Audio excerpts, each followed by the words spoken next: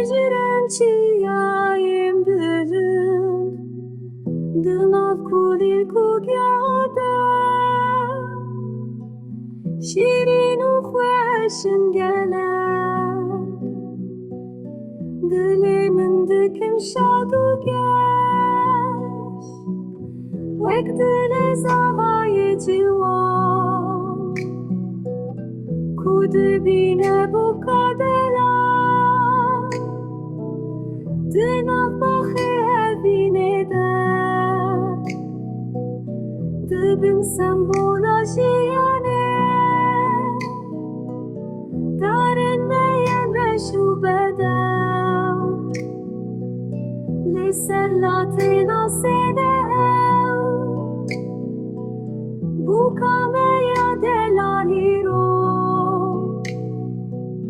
bi bedew dişewite, Zava xortê herî rinde, li ser soza dildarê, her yek jiwan stêreke, li vî welatê Şîrîn e.